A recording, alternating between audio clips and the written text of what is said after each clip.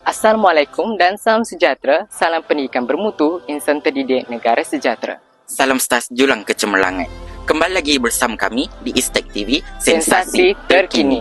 Saya Muhammad Al-Sirhan Dan saya Muhammad Al-Jima membawakan liputan langsung sempena Majlis Penutupan Bulan Teknik dan Vokasional peringkat sekolah. Sepanjang bulan ini, bermacam-macam aktiviti kreativiti dan inovasi yang telah ditunjukkan oleh warga STAS. Jom kita tengok kemuncak majlis pada hari ini.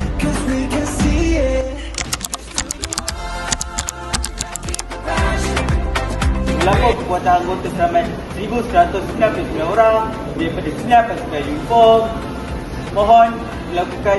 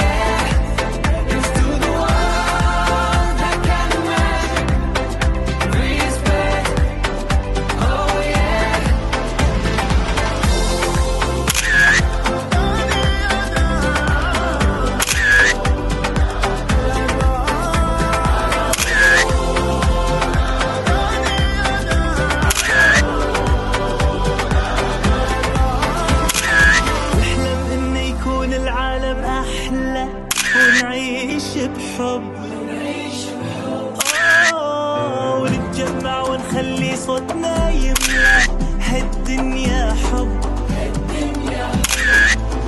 ونتكاتف نرفع وترفع ونتعاون نصنع ونحقق وما نستسلم نتحدى ونتجاوز كل شدة ونغني. Selesai sudah majlis penyampaian hadiah sempena Bulan Teknik dan Vokasional pada hari ini. Diharapkan semua warga STAS sentiasa menyemarakkan bulan teknik dan vokasional. Terima kasih kerana telah menonton liputan kami pada hari ini.